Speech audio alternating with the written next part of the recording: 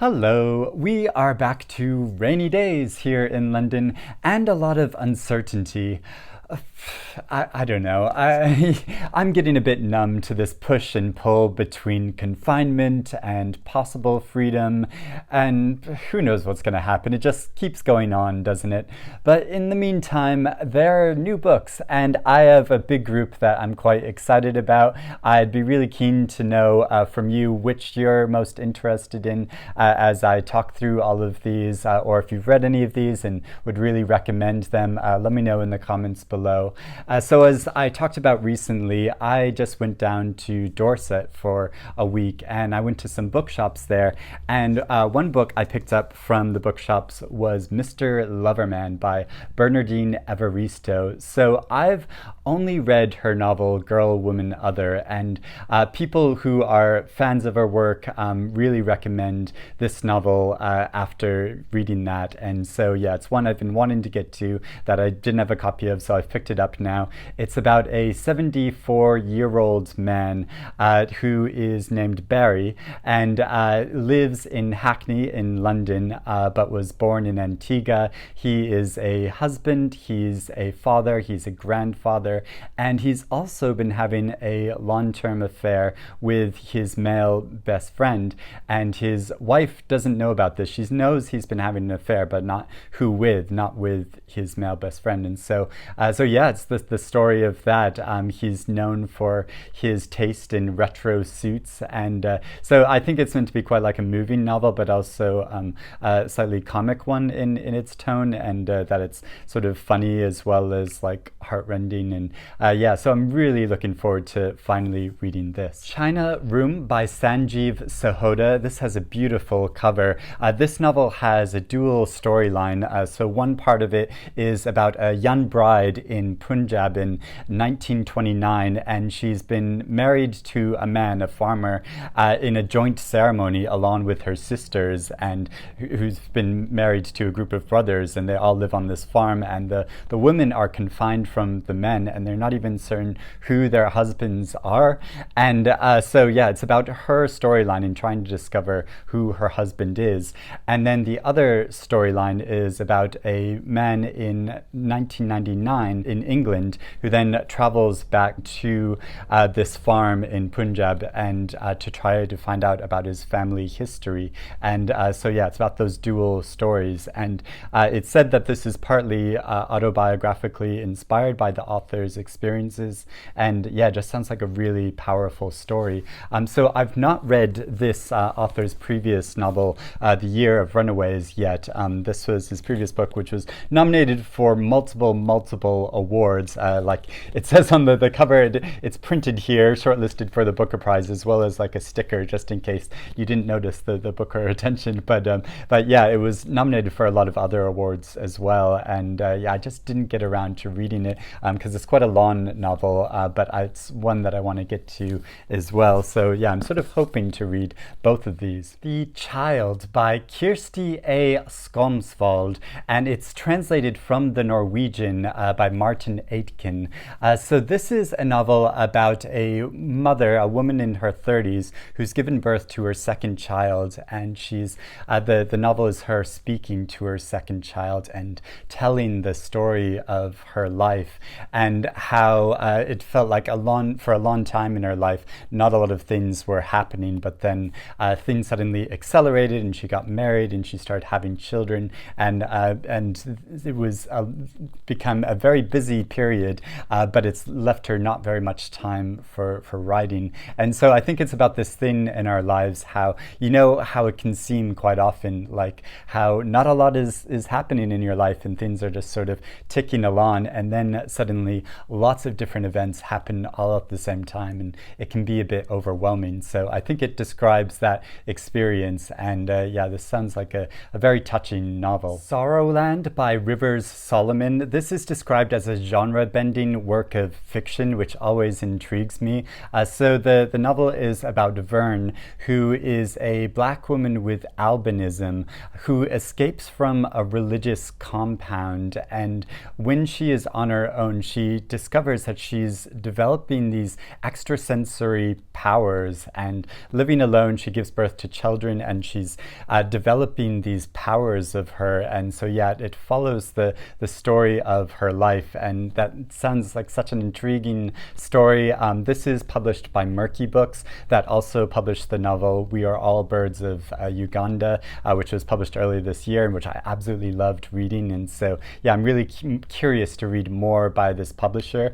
This is also blurbed by Marlon James, whose opinion I'm always trust and I'm always interested in.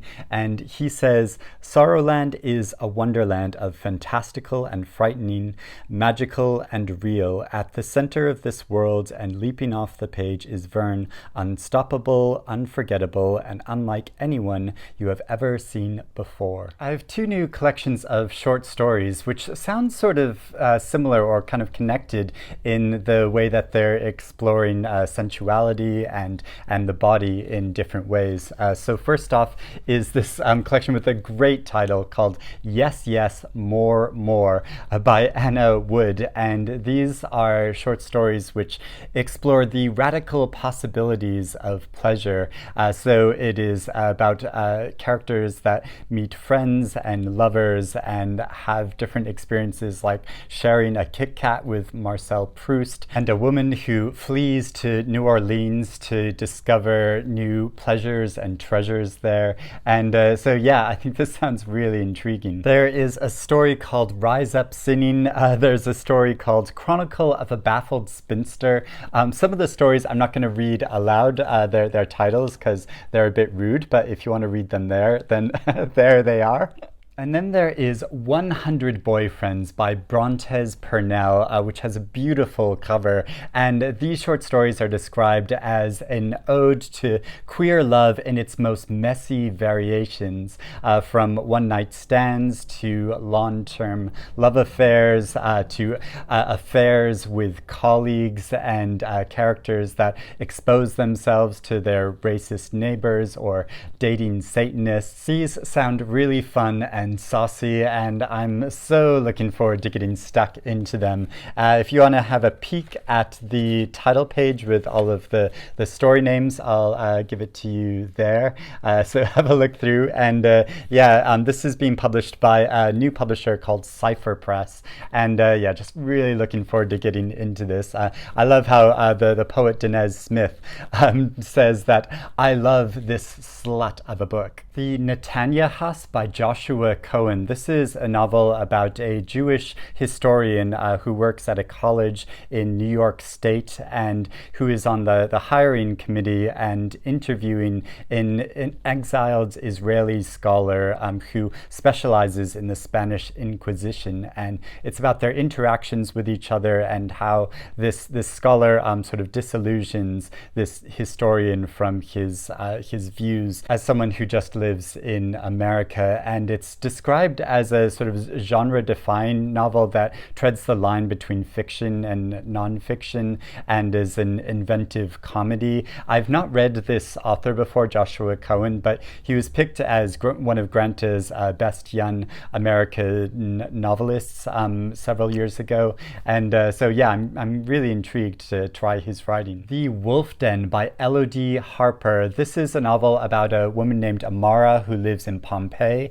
She was born to a wealthy and privileged family, but when her father dies, she's plunged into poverty, she's sold into slavery, and she's forced to work in a brothel. And she is sharp and clever and resourceful and has secret powers as a she-wolf. So this is described as fiction that would really be for fans of like Madeline Miller's Circe, which I definitely was. I'd be quite excited to read this. It sounds like quite a good, pleasurable read. Then I have a couple books of nonfiction. So first off, there's a collection of essays called Things I Have Withheld by Kai Miller, and these are essays which primarily focus on issues to do with body, the histories that our bodies inherit, the crimes that haunt our bodies, and the silences they hold on to. And he explores this in a number of different ways through letters to James Baldwin, talking about secret family histories and his experiences with Carnival, and his reflections and commentary on Liam Neeson. And we all, I think, know about the horrible racist statements that Liam Neeson made a couple of years ago. So yeah, I'm really excited to read this because I've read Kai Miller's novel Augusttown before, which I thought was so creative and really insightful and interesting. And so yeah, I'm looking forward to reading some of his new nonfiction. Then there is Empire of Pain by Patrick Radden Keefe, all about the Sackler family, which is one of the wealthiest families in the world. And they are the owners of a pharmaceutical company, and they are also the main sponsors and pledges to some of the biggest art institutions in the world. So they're known for their charitable contributions, but where did all of that money come from? And so the author traces that history and how their pharmaceutical company developed Oxycontin, which went on to start this opioid crisis across the world, and addiction. And so yeah, he looks into that long, complicated history of this family and finds some really surprising things. I listened to this author talk about this book in an interview online, and it just sounds so fascinating. So yeah, I'm really keen to read this. Nights When Nothing Happened by Simon Han. This is a novel about a family called the Chens in America, who from the outside they seem like a so-called model immigrant family, but when one of their daughters starts sleepwalking in the night, it threatens their position within their community that they live in, and also she starts uncovering secrets about this family life. So yeah, sounds like a really intriguing story. A new debut novel called Peterdown by David Annand, and this is about a industrial town in England called Peterdown that has a noble history, but it's become somewhat run down over the years and neglected. But then there's news that a high-speed railway line is coming through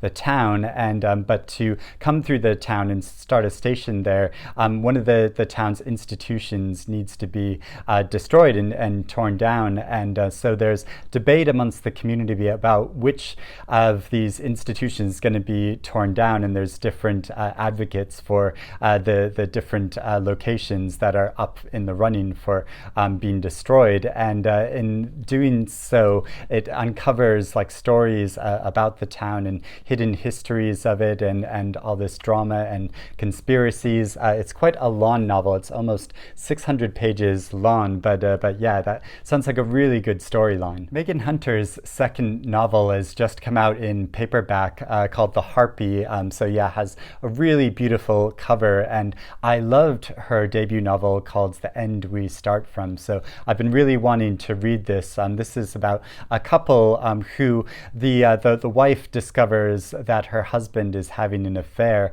and they decide to stay together, but to get back at him, she is going to hurt him 3 times in different ways. And so it follows the story of that. So it sounds like quite a thrilling story, but also about the dynamic of relationships. And so yeah, I'm quite intrigued to get to this. The Ghost of Frederick Chopin by Eric Faye, and this sounds like such a fun mystery story.